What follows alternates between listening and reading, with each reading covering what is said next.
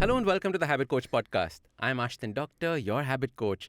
And today we have a very interesting episode. We're going to be talking about understanding hypnotherapy, understanding different modalities of healing, because this is such an interesting space. We're also going to touch a little bit on esoteric wisdom, because I think this is a beautiful space that we are all moving towards and evolving towards. And we have an expert with us, Kavyal.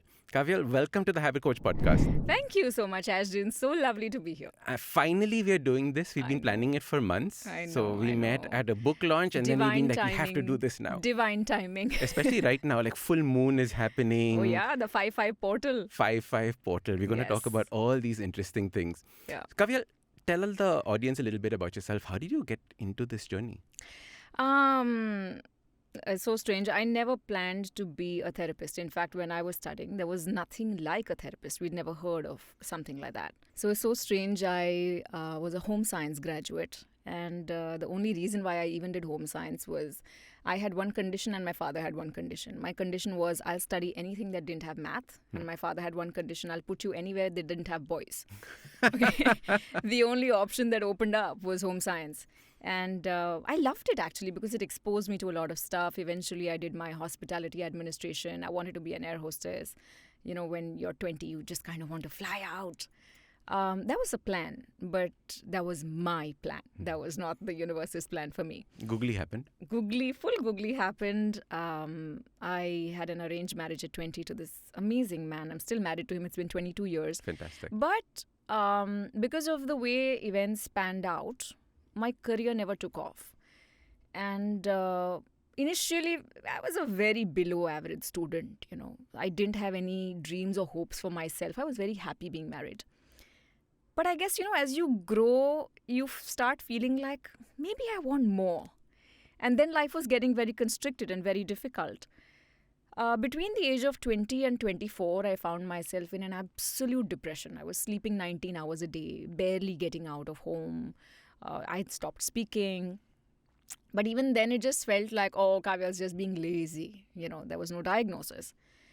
I had my children. I still wasn't happy. I remember at the age of around 26 or 28, feeling extremely suicidal. It was...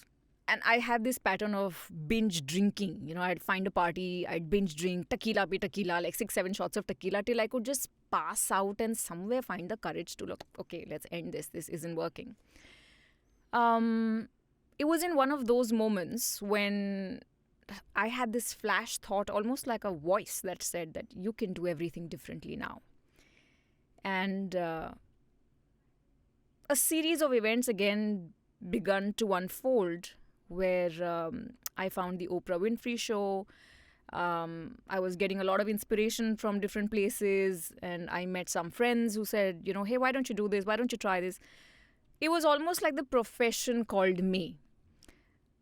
I took like a fish to water with this profession. It just felt like I've done this before. I can do this. This is it. And while I was learning healing, little did I realize that I was healing myself so much. And now everything began to make sense. You know, my depression began to make sense, my marriage, my children, my responsibility, why I had the childhood that I had. And then there were no complaints. Obviously, this was a long journey. It's been 15 years now that I've been practicing. It didn't start as glorious as it looks right now. At that time when I started, people told me that, hey, you have no right to be in this profession. You're not a psychology graduate. You're not a psychology master's. You know, you're just this woo-woo practitioner. It used to hurt, and I came to a point where I felt like, okay, I can't call myself a psychologist, no problem. I can't call myself a therapist, no problem. Even if you call me a fakir now, I will still end up doing what I'm doing because this is what I'm born to do. Correct. So, and here I am, and I would never want to look back and do anything different. So what was the first modality that you started off and practiced that really made a difference, that you went, wow, this is interesting? I think when I started looking at healing, I went spiritual shopping a lot. So I tried access bars and theta healing and neuro-linguistic programming and hypnotherapy. But I think hypnotherapy made the maximum difference on me and made the maximum difference on the people I was seeing. I can do hypnotherapy in my sleep now. It's muscle memory almost. And it was so beautiful because not only is it cathartic for the client, it creates space to also bring out the wisdom from the pain. It creates space to also remove the physical trauma that is stored in the body. It creates space for the therapist and the client to bond. I fell in love with hypnotherapy. You said something very profound. You said brings out the therapy from the pain, right? Like, how do you bring out the healing and the therapy from the pain? You're supposed to try and get away from it, right? How do you figure that out? There is no wisdom till we are in pain. And the pain is for a reason. There's a beautiful quote which says that if we behaved ourselves in pleasure the way we behave ourselves in pain, there would be no pain at all. People only learn to eat well when they are diagnosed with diabetes. Okay, they learn to work out when their legs have given up on them. But if we learned to be in a certain discipline, pretty much what your book talks about, isn't it? That just be aware of what are you doing, make choices, make smart choices. But we don't make them. That's why we create pain, and the pain is supposed to teach us something. It is supposed to bring a certain awareness up that, I'm goofing up and this pattern has repeated for the 100th time in my life. What's going on? But till you're not in pain, who wants to go and reflect? The pain is important. It asks you to look within, and that's when your life begins to change. It's exactly that, right? When people say, why am I getting the same kind of people in the relationships over and over and over again? Yeah. Why are all my boyfriends exactly the same? Why are all my girlfriends exactly the same? Yes. And this is it, right? You don't learn from the patterns that are coming across. I refer to this as, you're in college and you've got this economic subject. You're not studying well enough. You're going to fail. And then there's the 80 KT you keep doing. Every pattern you're repeating is an 80 KT for you. I love this. We're going to name all the X's 80 KTs. 80 KT. So this is really interesting, right? Breaking it down into understanding these parts. But what exactly is hypnotherapy? Like when we talk about hypnotherapy, you immediately go back to those shows that you've seen on TV where I will now turn you into a barking dog. You now think you're a frog. What is that, and what is it that you actually do as a therapy? Okay. What you're talking about is hypnotism. That's a completely different craft altogether. That is not what we practice. What we practice is clinical hypnotherapy. Okay. It's literally like taking your client into a very mild trance where the mind and the body can relax. So it's like taking you into the first 5 minutes of sleep. And if I come into your room and I say, Ashdin, where's the bag? You'll be like, it's behind the door. Can you turn off the TV? I want to sleep. Okay? You're relaxed, but you're aware. Now, when you are in that mild state of trance, almost it's like your conscious mind just gives away control and your subconscious takes over. Now, all of your pain, trauma, old memories, resentment, it's all stored in the subconscious. How many times have you heard people say, I don't remember anything. I have no memories of that. It's just suppressed and repressed. And we block those out because it is bloody painful. We don't want to think about it. We don't want to think about it. You're like, छोड़ना यार, कौन सोचेगा उसके बारे में? But eventually you come to a point कि यार वो छोड़ना से you can't move ahead. You have to go back, learn your lessons. To be able to heal the pain, sometimes we have to put our hand into the gunk, remove it out, see it, and then clean it. I cannot heal what I refuse to see. So for the fact that you will have to see it, I will have to loosen you up a little bit to get access to those memories. And then we get you to talk. You're talking, you're conscious all the time. There's not a single moment in hypnotherapy where you don't know what happened. It's not like, hey, kya ho gaya? Did she take away my watch and she's gone? It's not like that. No secrets are revealed that you do not want to reveal. In fact, you're so much in control that if you see, feel or visualize something that you do not want to talk about, you are in enough control to say, Kavyal, I don't want to talk about it right now. And that's okay. As a therapist, our point is to heal the emotion. It's not to get into gossip or you cheated on your 5th girlfriend also. Kya? I don't care. No therapist cares. We don't care for the gossip. Our intent is to make sure that that block is not coming in your way again and again. And there are multiple ways to go around it. That's why hypnosis is beautiful, because it's like a theater which has multiple doors. अच्छा इधर से नहीं घुस रहे, वहाँ से आ जाओ, वहाँ से नहीं हो रहा है, यहाँ से आ जाओ. It's phenomenal. To get to the root of the issue. To get to the root. So there's a situation that took place, right? That situation has now created belief systems, and that belief system is what you're working on. What is the flow that has happened? Okay. So, I'll give you an example.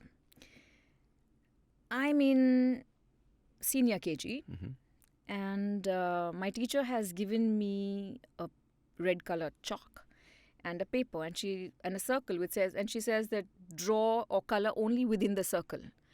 Now I'm really trying hard. Something happens, and my neighbor kid bobs his head, and the color goes out of the circle.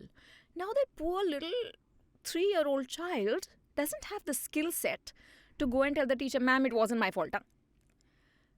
It's going to have this quiver on the face, and it's going to go to the teacher almost scared that the teacher is going to be upset. And the teacher will possibly give her a face and, sad smile. And that's our first impression of possibly, I'm not good enough. I can't do it. In the first grade, maybe you're running a race. And you've prepared for it. You've told all your friends that I'm going to win this, and I'm going to give all of you an eclair after I win this. Somebody steps on your shoe. You fall. You don't win the race. And all your friends are laughing. Bada aaya tha, jeetne wala. Second impression, I can't do it. I'm not good enough. Third impression, you're in second grade. Your father has come home after a very long time, and you want to, so excitedly, you want to go and give him a glass of water. Now your dadi is saying from behind, "Kaach ka glass mat leke jana, phod dega, steel ke glass mein leke jao." You're balancing the water in the steel ka glass. You're going so careful to not spill it, but a cockroach comes over your foot. You spilt it, and now the grandmother's like, "Dekha, one thing you can't do properly." Third impression, I'm not good enough. I can't do it. It takes 3 events of a similar kind to make a belief system. Okay. I'm not good enough. I can't do it. I don't deserve it. I'm never going to be successful. I'm middle class. Money is hard to make. All of these belief systems come out of stupid events like this. There was no merit to all the 3 events the child went through. But these blocking belief systems will block the child for the rest of his life. Unless it's cleaned up. Unless we go back to that nursery kid and the first grader and the second grader and say, "Honey, it wasn't your fault. It was not because of you. It's not true that you're not good enough. Look, you're the adult now. Look at these so many things that you're doing. This is over, darling. This is over. You never have to face this again." That's the healing of the inner child. Then it comes to awareness that, "Haila, from these stupid events, I've been thinking that I'm not good enough. Okay, clean it. I don't want it." And then we choose another belief system by choice. What do you want to choose? I can do everything I decide to. I am good at stuff. I'm learning. I don't have to be perfect. I just have to keep doing. I just have to keep growing. Now, these are progressive belief systems. It's a matter of being aware and then a matter of choosing. The minute you choose something by the law of repetition, your brain is going to pick it up and it's going to deliver. That's the magic. And it's insane. There are events that take place, and then there are also family members who keep repeating the same thing over and over to you. Yes. Ashdin, you're a loner, you're a loner, you're a loner. That means in my head now I'm a loner. Absolutely. That also is an incident in itself, right? Absolutely. In fact, this is how generational trauma is created. Okay?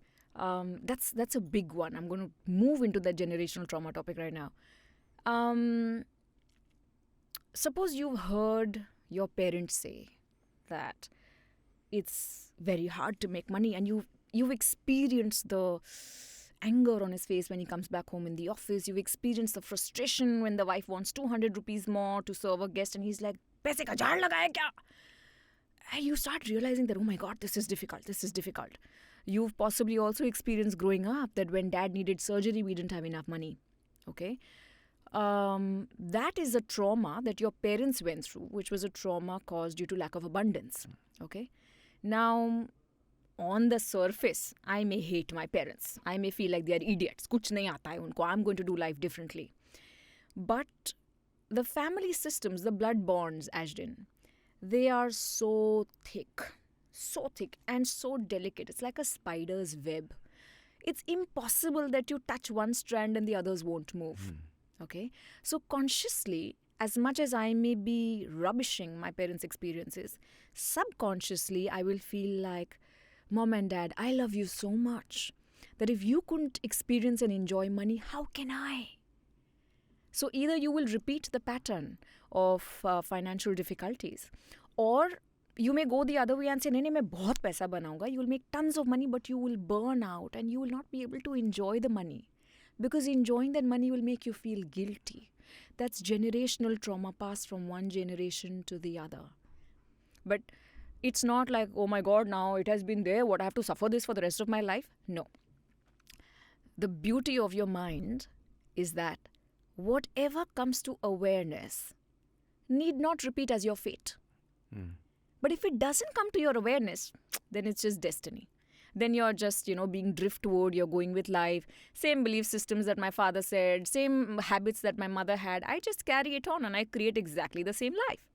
And then I say, Naseeb mein kya kare? That is generational trauma, and it can be healed through hypnotherapy as well.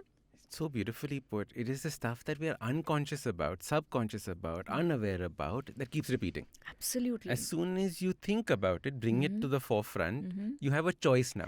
Yes. Earlier, you never had a choice. Yes. Now you have a choice. In that way, that's the word that you use, destiny, because you didn't have a choice. Yeah. Now you have a choice. I remember Earl Nightingale said this, right? The biggest problem with mankind is that the people just don't think right now. Yeah, true. And it is this aspect. You're not thinking about your life. Yeah. You are in a negative loop, Yeah. but you're not really thinking. Yeah, and that's what, every science, no matter where you go, whether you go to yoga, whether you go to meditation, whether you go to a coach who's disciplining you, they will all talk about the same thing. Be in the moment. Be aware. Be conscious. Every step that you're taking, be conscious of it, because only if you're conscious, then you can change the habit.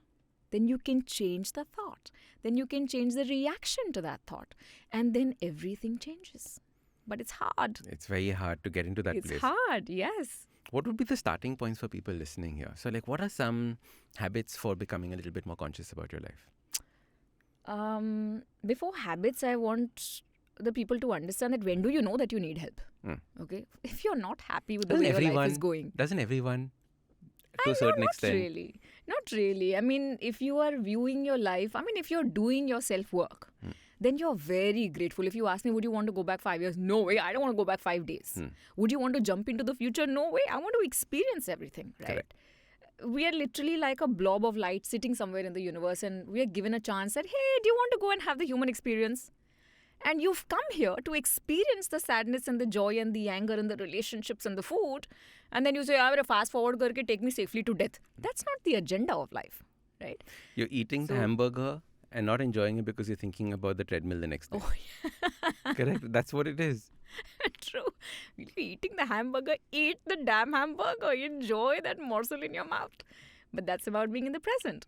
So if you have the habits, if we really want to change the way your life is going, first, pick up a journal and start giving gratitude for everything that is. Second, whatever your inner voice is, whatever you're saying to yourself over and over and over again, record it. Audio record it. Because sometimes we are so unconscious of the fact that I'm calling myself, whatever, I'll have to bleep the sound out. But I'm abusing myself. And I'm talking of how unattractive I am and how I'm so unproductive and how everybody is better than me and how everybody is looking at me. Put a voice out. When you hear it, you'll realize, God, I will not say this kind of bullshit even to my best friend. Why would I say it to me? Again, becoming aware. One thing I learned, very beautiful, I think Maya Angelou said it. She taught Oprah Winfrey. Oprah Winfrey spoke about it and I practice it. When I'm in my worst phases, I am howling and I am crying and I'm feeling helpless and completely out of control. I lock myself in the bathroom. I turn on the shower so that nobody hears me crying. I sit there in the shower and I am crying in pain and I'm saying, thank you for this. Thank you for this. I don't know what this is going to bring, but thank you for this. And I repeat this line to myself that this is not happening to me. This is happening for me. What's it trying to teach me? The lesson may not appear immediately. The lesson may appear 5 years later or 3 months later. We don't know. But this is all happening for me. When you begin to see every pain, every trauma through that perspective, you are no longer in pain. This is a teacher, right? Yes. Recently, I did something that bombed. Okay, it was terrible. According to my standard, it was terrible. But like everybody else was like, good. But like for me, terrible. And I was at the airport and I was stewing. Yeah. Right? I just wanted to get home and I was like full on stewing. Yeah. And then on the flight, I was just writing down what are the things that I learned from this. Right? Oh, What were you teaching me? What were you teaching me? Why did this have to happen? Yeah. Right? We are on a rock star roller coaster right now. Why is it suddenly dipping? What has happened? And it was this moment of writing down that added clarity to it.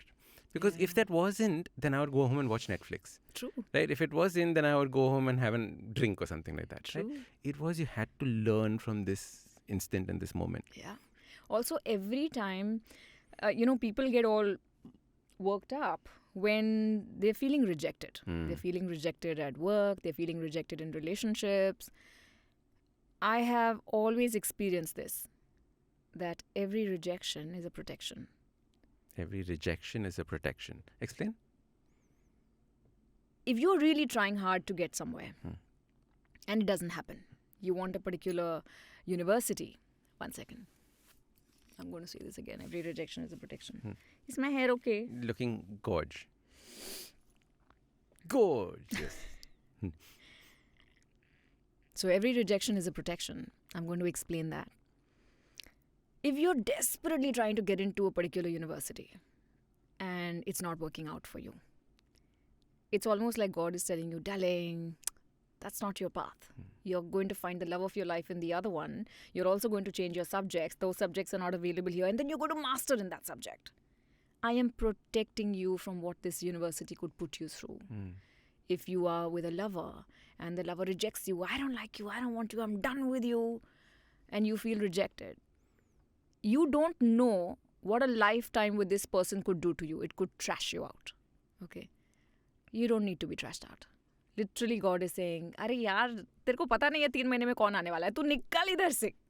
Jao, just a grunt. Literally. But we are so much in pain and we are the only perspective we have. Why me?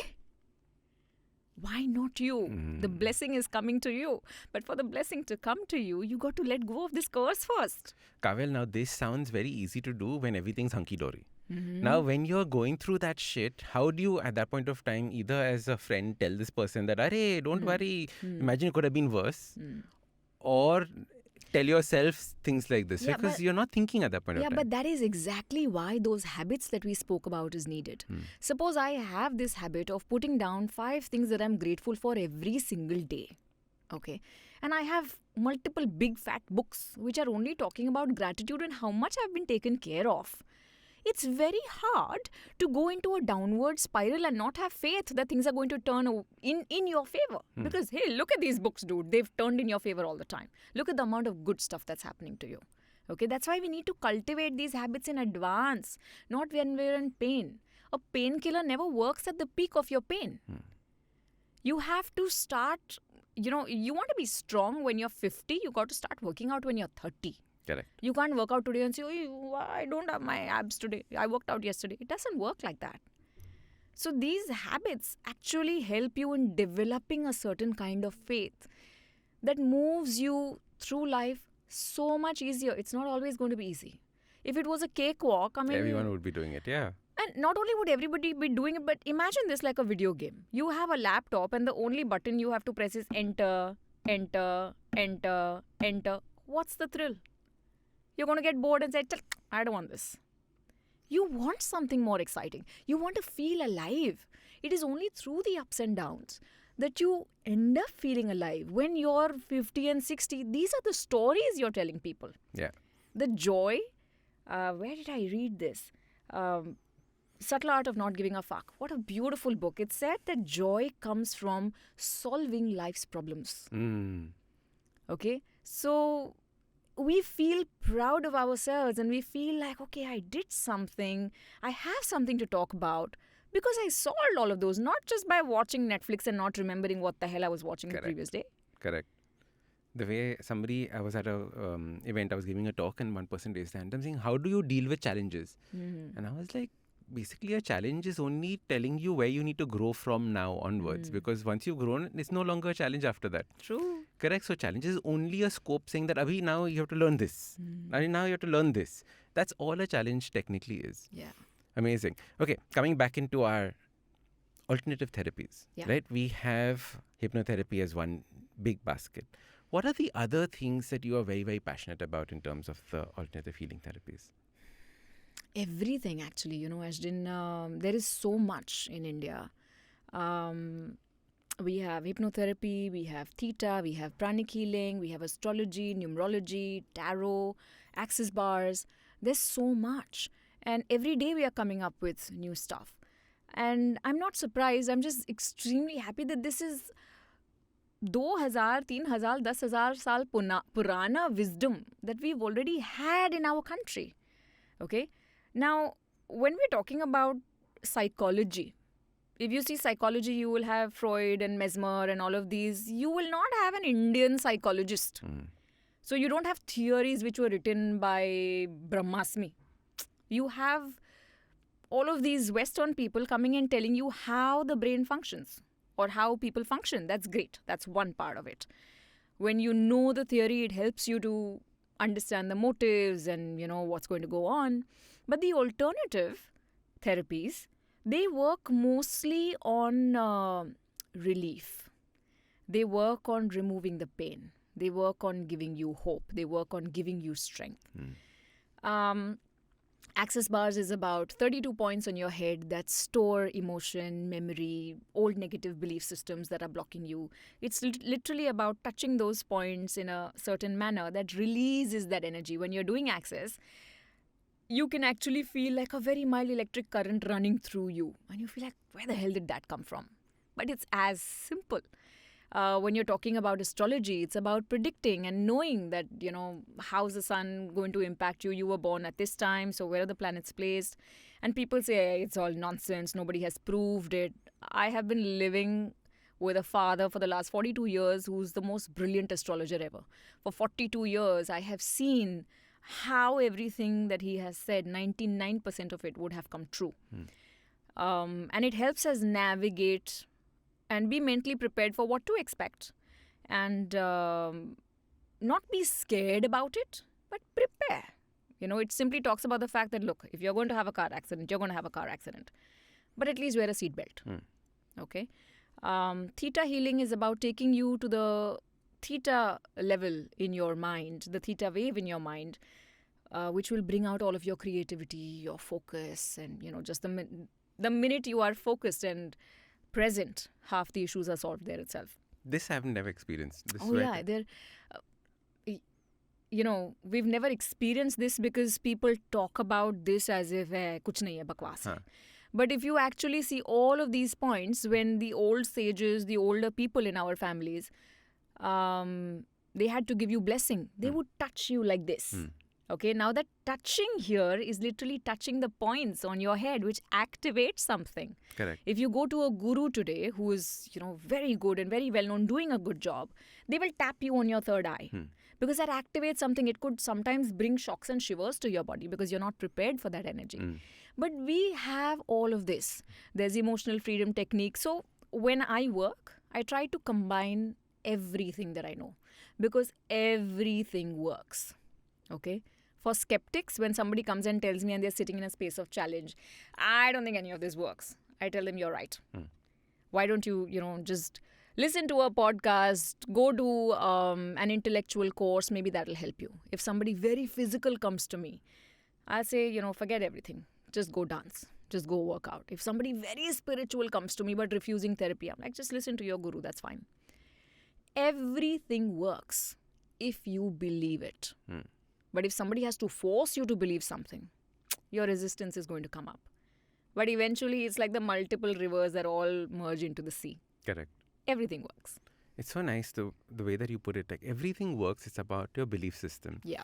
And my growing up phase was skepticism because my dad was a scientist. So it was always, where's the proof, where's the logic, where's the proof, where's the logic, right? My mom's a spiritual healer and a leader for thousands of people. Oh, wow. So I've always seen that side of it from her point of view. Yeah. So growing up was this bhelpuri Yeah. that was taking place. And then when I started my own journey, it was about thinking about life as, or especially this journey as Indiana Jones. You know, and as an explorer, you put on your hat and you go exploring, open to everything, right? Because if you have a best way. shut mind, then you'll never know what you're getting or what you're missing, Absolutely. right? So you open your mind, see, and then see, this makes sense to me. This doesn't necessarily make sense to me right now. What are the ones that make sense to me? Continue doing them, right? Everything works for Exactly. someone and doesn't work for somebody else. It's like your diet plans, right? Exactly. There's no one size fits all. Exactly.